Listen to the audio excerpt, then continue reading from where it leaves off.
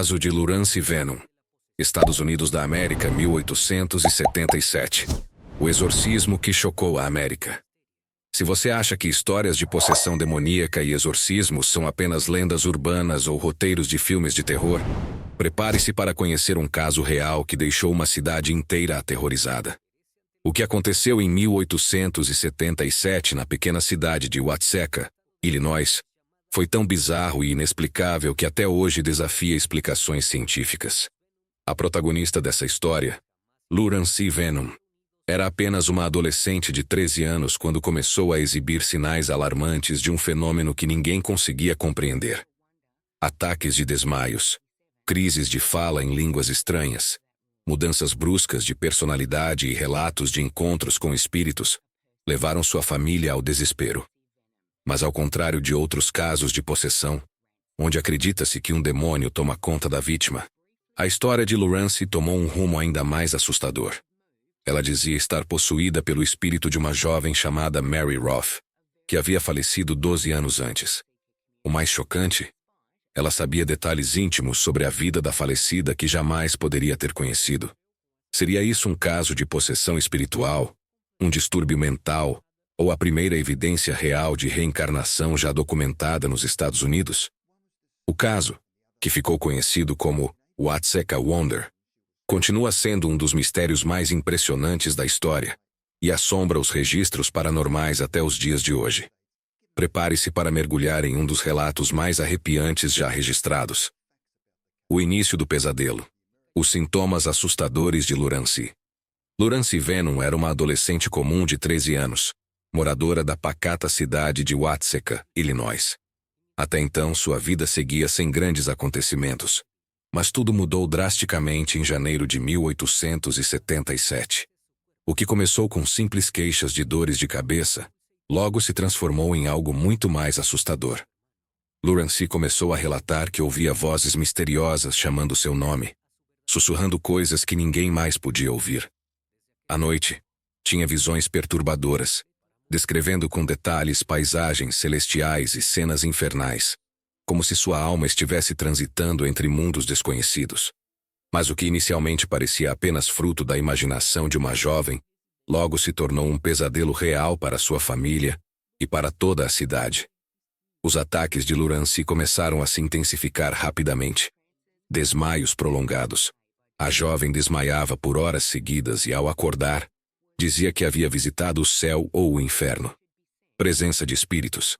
Ela gritava em pânico, dizendo que via espíritos ao seu redor, alguns bondosos, mas outros extremamente ameaçadores. Mudança de voz e comportamento. Sua voz mudava drasticamente, ora soando doce e tranquila, ora grossa e agressiva, como se fosse outra pessoa falando por ela. Perda de identidade. Em certos momentos ela parecia não reconhecer seus próprios pais, agindo como se fosse alguém completamente diferente.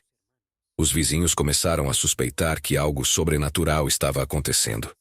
Algumas pessoas afirmavam que a garota estava possuída por espíritos e precisaria de um exorcismo.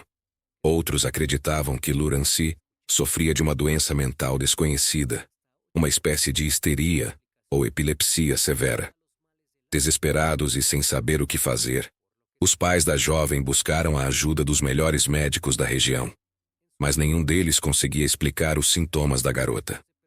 As tentativas de tratamento eram inúteis, e a cada dia, Lawrence parecia afundar ainda mais em seu estado perturbador. Foi então que a história tomou um rumo ainda mais bizarro. A possessão. O espírito de Mary Roth. Diante da total ineficácia dos tratamentos médicos e do agravamento do estado de Lawrence, seus pais, desesperados, decidiram buscar uma alternativa mais radical.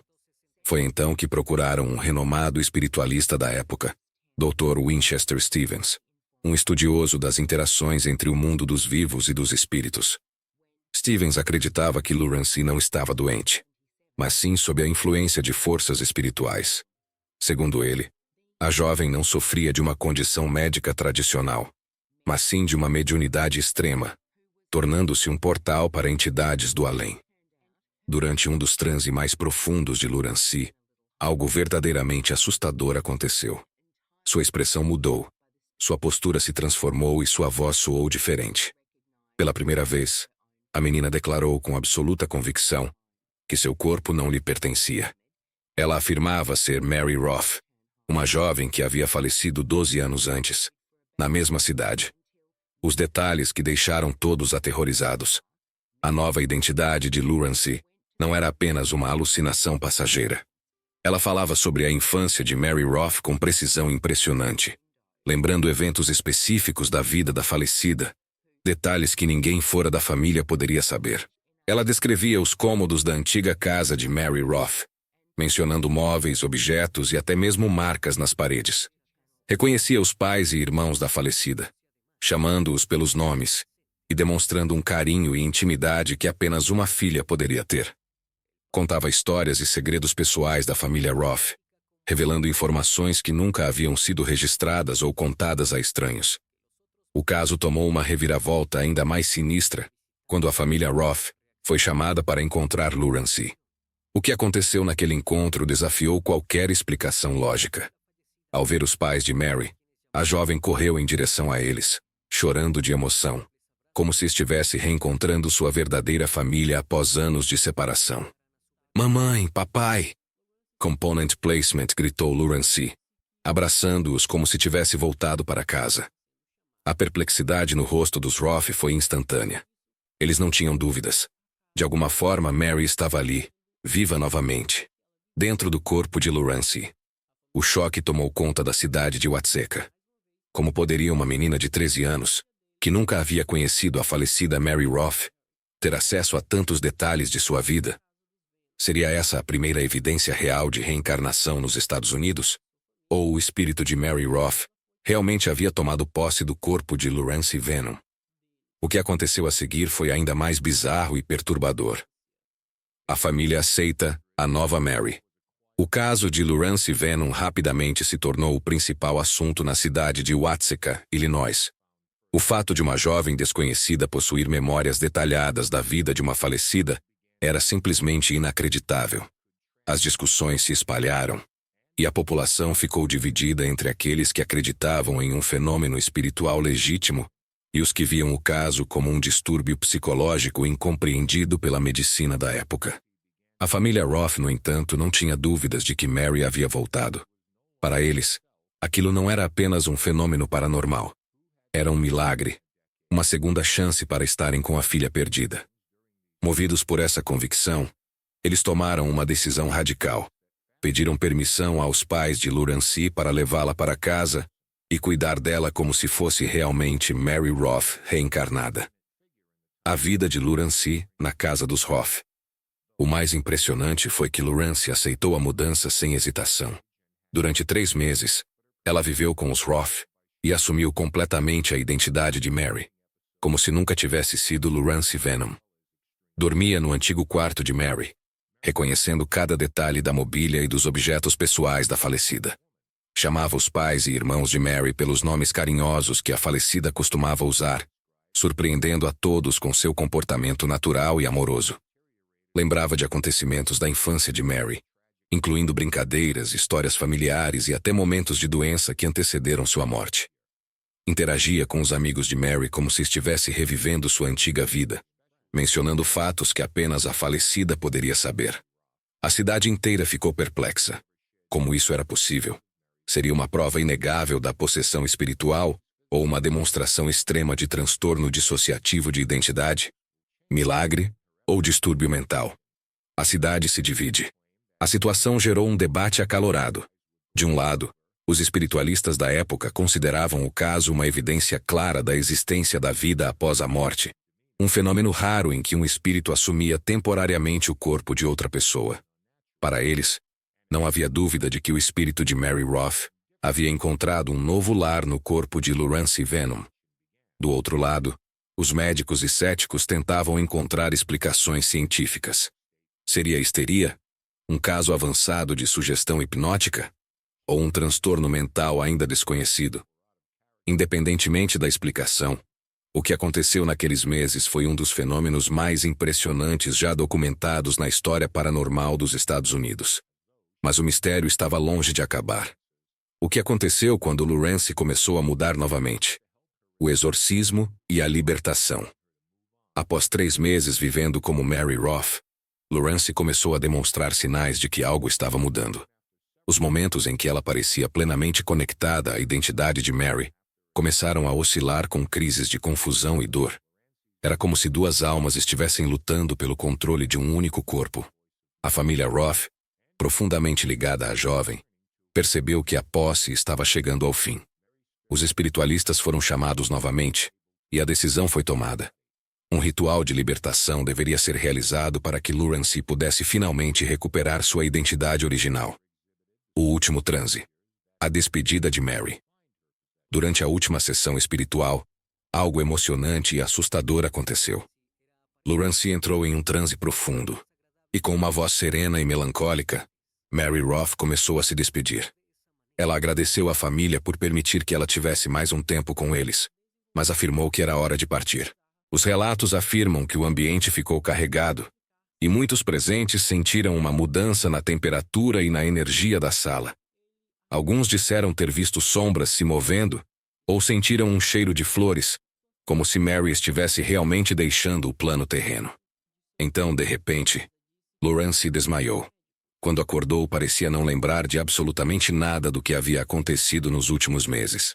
Seus olhos estavam diferentes, sua postura mudou, e pela primeira vez desde o início do fenômeno, Lawrence Venom estava de volta. O retorno à vida normal. Aos poucos, Lawrence recuperou sua rotina e voltou para sua família biológica, os Venom. O mais chocante, ela nunca mais teve nenhuma crise espiritual, nenhuma possessão ou episódios de transe.